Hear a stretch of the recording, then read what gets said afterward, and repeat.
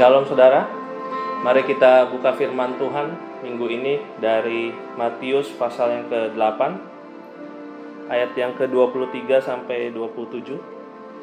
Stella bisa bacakan buat setiap kita. Matius 8 ayat 23 sampai 27. Lalu Yesus naik ke dalam perahu dan murid-muridnya pun mengikuti dia. Sekonyong-konyong mengamuklah angin ribut di danau itu, sehingga perahu itu ditimbus gelombang, tetapi Yesus tidur. Sampai situ dulu. Firman Tuhan berkata, waktu Yesus dan murid-muridnya naik perahu di danau Galilea, sekonyong-konyong ada angin ribut, saudara, menerpa mereka. Sekonyong-konyong itu artinya tiba-tiba, suddenly, out of nowhere, tiba-tiba terjadi sesuatu. Dan waktu itu Yesus tertidur, kata firman Tuhan, ayat 24 tadi. Lanjutin lagi, Stella, ayat 25-nya. Maka datanglah murid-muridnya membangunkan dia. Katanya, Tuhan, tolonglah, kita binasa. Oke, sampai situ dulu. Saudara, saya mau katakan dari tempat ini, kadang orang seringkali berpikir salah. Kita sebagai anak-anak Tuhan, Tuhan Yesus ada dalam hidup kita. Seringkali orang berpikir, nggak akan terjadi sesuatu yang buruk dalam hidup kita, nggak akan terjadi apapun juga, setiap hari akan baik-baik aja, setiap saat akan luar biasa. Tapi kenyataannya nggak seperti itu, saudara. Kemarin pada rekaman yang lalu, Pastor Ramon telah bagikan bagus sekali. Iblis berkata, bahkan terantuk batu aja kaki kita seolah-olah nggak boleh gitu loh sebagai anak-anak Tuhan. Padahal nggak seperti itu. Ini nyata-nyata firman Tuhan menulis, saudara, ada Yesus dalam perahu itu bersama murid-murid. Tetapi angin ribut itu tetap datang, saudara, tetap menerpa mereka. Sekonyong-konyong, tiba-tiba. Dan dikatakan dalam firman Tuhan, Yesus lagi tidur. Kalau firman Tuhan bilang Yesus lagi tidur, berarti Yesus lagi tidur, saudara. Mungkin dia terlalu lelah, habis melayani banyak orang. Dan murid-murid panik. Saat ini saya percaya setiap kita gak pernah menyangka, saudara, sekonyong-konyong pandemi corona ini datang menghampiri bukan cuma kita di Indonesia, tapi juga seluruh dunia ngalamin hal yang sama. Tiba-tiba angin ribut itu menerpa dunia ini dan gak ada yang siap. Kalau mau ngomong kesiapan, gak ada yang siap, saudara. Bahkan negara sebesar Amerika pun, negara dikuasai seperti Amerika pun nggak siap menghadapi pandemi seperti ini. Bahkan saya mau bilang anak-anak Tuhan pun banyak yang kaget, saudara. Hamba-hamba Tuhan pun banyak yang kaget. Bahkan beberapa ada yang kena corona, beberapa sembuh, beberapa meninggal dunia. Teman-teman kita, anak-anak Tuhan yang lain juga ngalamin hal yang sama. Mungkin juga nggak sekedar diserang kesehatannya, kena virusnya, tapi akibat dari virus corona ini juga anak-anak Tuhan ngalamin kehilangan pekerjaan, kehilangan penghasilan mungkin, atau ngalamin kerugian lewat usahanya yang mungkin lagi sementara ini nggak bisa berjalan dulu. Sekonyong-konyong tiba angin ribut itu dalam hidup setiap kita. Tapi yang luar biasa yang kita mau belajar hari ini, Yesus itu tidur, saudara. Yesus itu tidur dan kita lihat respon yang timbul dari Yesus sendiri, dari Tuhan kita. Kita mau belajar sama-sama hari ini lewat Tuhan kita, lewat respon Tuhan Yesus. Ayat 26, Stella bisa bacakan lagi. Matius 8 ayat 26. Ia berkata kepada mereka, "Mengapa kamu takut, kamu yang kurang percaya?" Lalu bangunlah Yesus menghardik angin dan danau itu. Maka danau itu menjadi teduh sekali. Oke, sampai situ dulu.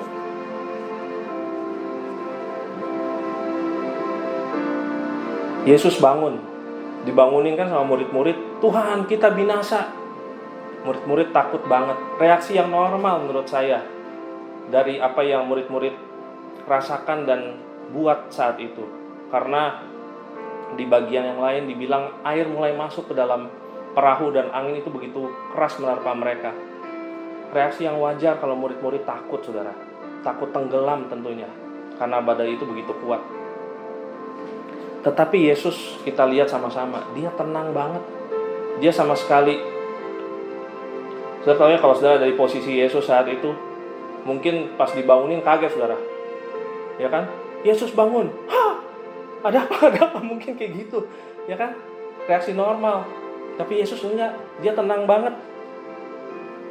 Waktu murid-muridnya, Tuhan tolonglah kita binasa, malah Yesus ngomong ke murid-murid, ya kan? Kenapa kamu takut? Kamu yang kurang percaya. Lalu bangunlah Yesus dan menghardik angin itu dan danau itu, maka danau itu menjadi teduh sekali. Saudara, saya mau bilang kayak gini. Dalam keadaan seperti sekarang ini, wajar kalau reaksi kita takut, kita khawatir, dan seakan-akan banyak hamba-hamba Tuhan, banyak nabi-nabinya berkata, oh ini pandemi ini akan menurun atau selesai selepas Paskah. Tapi kenyataannya sekarang udah lewatin Paskah dan belum terjadi apa-apa, saudara. Corona itu tetap ada.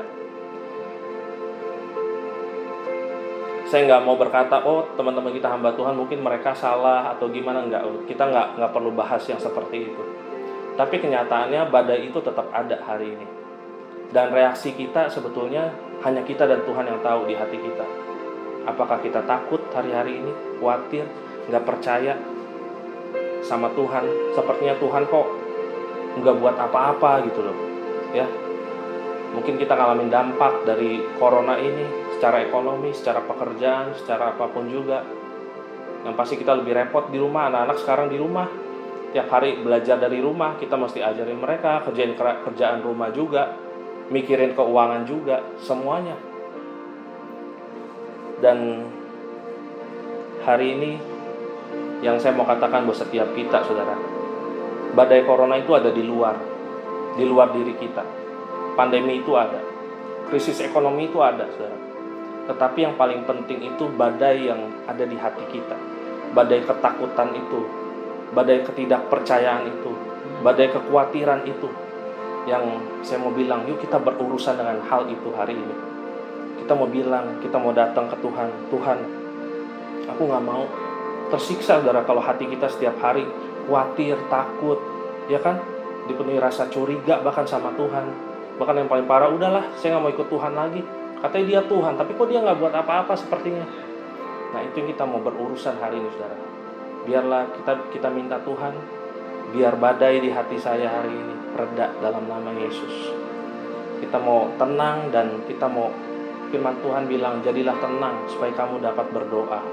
Kalau hari-hari ini kita bahkan susah buat datang ke Tuhan aja, bersekutu sama Tuhan, nyembah Tuhan, tenang, duduk diam dekat kakinya. Saya mau bilang badai itu udah masuk ke hati kita. Kita halus hardik itu keluar dari hati kita dan kita bilang, enggak, saya mau biarkan damai sejahtera Tuhan yang Tuhan Yesus berikan, yang Tuhan Yesus tinggalkan buat saya, itu memerintah dalam hati saya dan hidup saya. Kita buka sama-sama di Yohanes 14 ayat 27, saudara. Ini ayat luar biasa menurut saya, dan saya sangat diberkati lewat ayat ini. Hari-hari ini ayat ini seperti bergema kuat dalam hati saya, dalam pikiran saya. Stella bisa bacain Yohanes 14 ayat 27. Yohanes 14 ayat yang ke-27. Damai sejahtera ku tinggalkan bagimu, damai sejahtera-Ku berikan kepadamu, dan apa yang kuberikan tidak seperti yang diberikan oleh dunia kepadamu. Janganlah gelisah dan gentar hatimu. Bayangin, saudara, damai sejahtera yang Tuhan Yesus punya dalam hidupnya. Kata firman Tuhan, diberikan buat kita. Diberikan, saudara, dikasih buat setiap kita. Dan kalau kita mau belajar terima itu, dan kita bilang, Tuhan, damai yang dah Kau berikan, Kau tinggalkan buat aku, biarkan itu menguasai hidupku, memerintah dalam hidupku, Tuhan.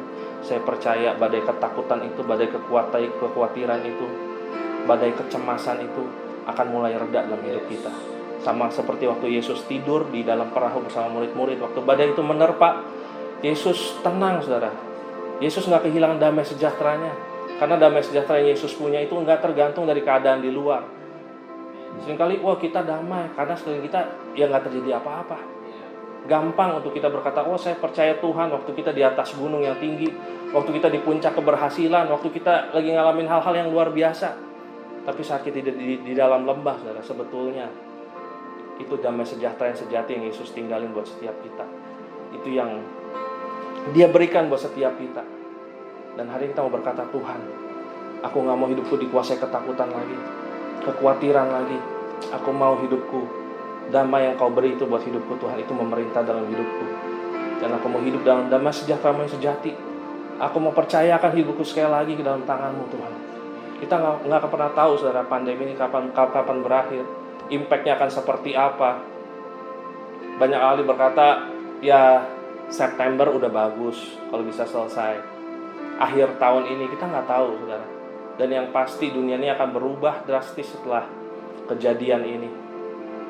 Orang pakai masker akan jadi hal yang biasa, social distancing akan jadi hal yang biasa. Orang akan mulai parno, takut untuk ketemu orang terlalu dekat, segala macam. Banyak hal yang berubah. Tapi Tuhan kita gak pernah berubah, saudara. Damai sejahtera yang Dia berikan buat kita itu gak pernah berubah. Mari kita hadapi sama-sama badai corona ini, saudara. Badai apapun juga yang ada di depan kita, kita gak akan pernah tahu. Bersama-sama dengan Tuhan. Jangan kehilangan Tuhan, jangan kehilangan damai sejahtera Tuhan dalam hidup kita. Itu yang iblis mau ambil sebetulnya. Dia pencuri, dia pembunuh, dia pembinasa. Dia mau ambil damai sejahtera kita. Dia mau ambil hubungan yang manis antara kita dengan Tuhan lewat kejadian ini. Paulus berkata, penganiayaan, apapun itu juga, kesakitan, kemiskinan, gak ada yang bisa memisahkan dia dari kasih Tuhan. Yuk hari ini kita mau kembali ke kasih Tuhan. Kita mau tinggal dalam kasih-Nya Tuhan. Jangan kehilangan Dia, saudara.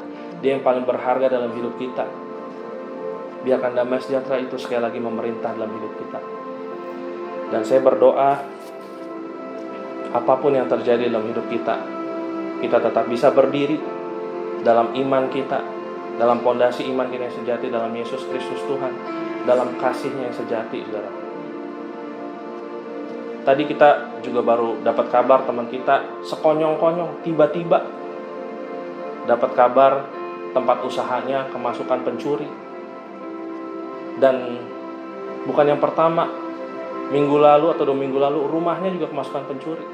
Tiba-tiba kejadian hal yang gak mengenakan di tengah-tengah kondisi yang seperti ini terjadi dalam hidupnya. Apakah itu berarti Tuhan lagi marah sama dia?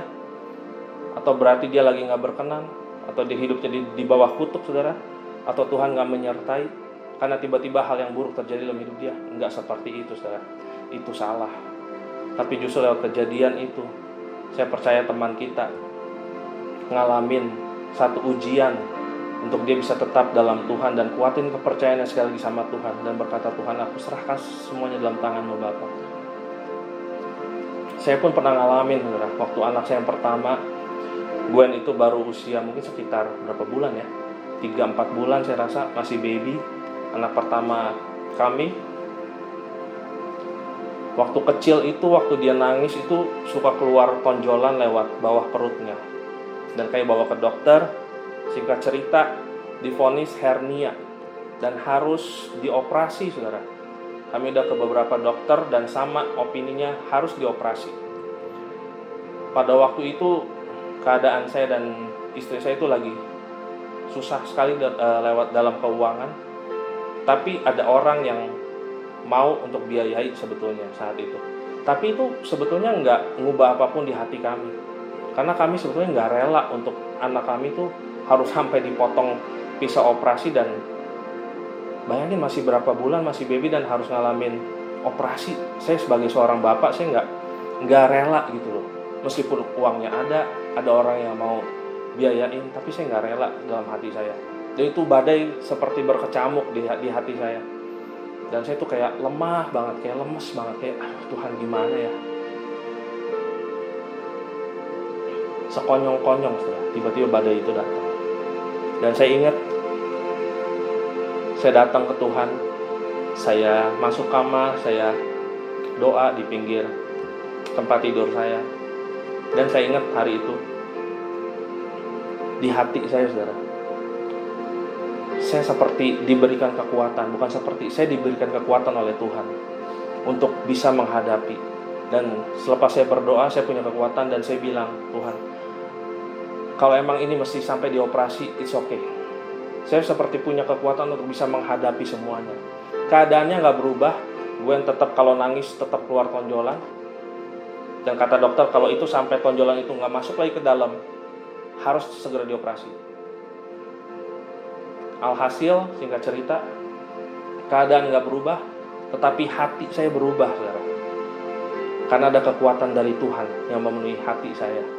Dan badai itu mulai reda dalam hati saya. Singkat cerita, kita cari dokter lagi. Alhasil ketemu satu dokter, general surgeon, dokter bedah umum. Dan kita ke dia.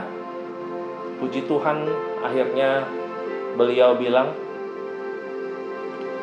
Gwen itu nggak perlu dioperasi, sampai tunggu nanti 5 tahun.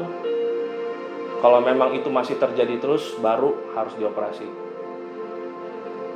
Kecuali kalau sampai itu tonjolan keluar dan nggak masuk lagi dan dia demam, harus segera dioperasi. Tapi lewat opini dokter itu, akhirnya ada satu dokter yang memutuskan nggak harus dioperasi, dan kami lega dan kami ambil opini dokter itu. Dan sampai hari ini saya mau bersaksi, saudara, Gwen tidak pernah dioperasi, nggak pernah dipotong perutnya untuk hernia itu, dan dia sembuh sampai hari ini. Dia bisa sekolah dengan wajar, dia bisa olahraga dengan wajar, dia nari, ya kan, di gereja semuanya dengan wajar. Tuhan itu luar biasa, saudara. Saat badai itu datang, bukan berarti Tuhan tuh berubah jadi jahat, enggak. Sebetulnya enggak, tapi sebetulnya itu waktu di mana kita menguatkan kepercayaan kita sama Tuhan. Untuk kita datang, untuk kita mendekat lebih lagi sama Dia. Dan hari ini, saudara, firman Tuhan bilang tadi di Matius 8,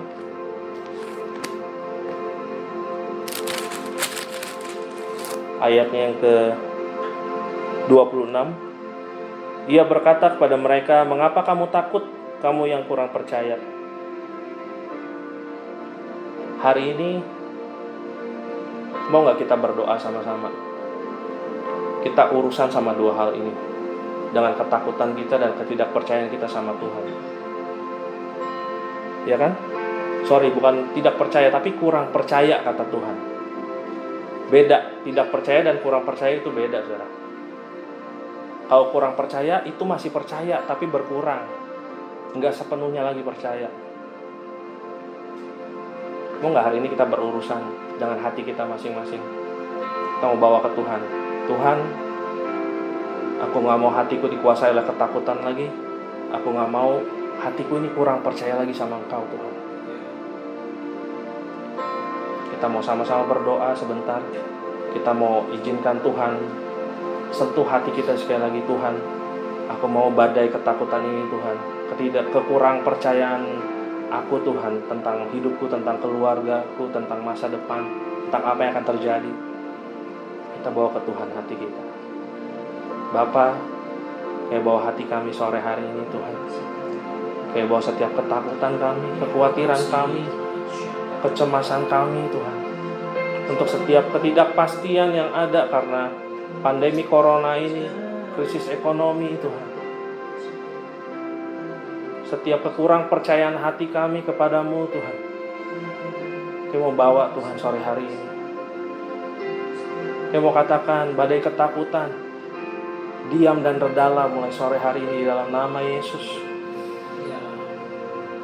Biar damai sejahtera yang Tuhan Yesus berikan buat kami sore hari ini memenuhi hati kami, memenuhi pikiran kami, dan memerintah dalam hidup kami. Di dalam nama Tuhan Yesus, kami berdoa, Tuhan. Kami percayakan hidup kami semuanya dalam tangan-Mu, Bapa. Di dalam nama Tuhan Yesus. Amin. Tuhan berkati saudara. God bless you.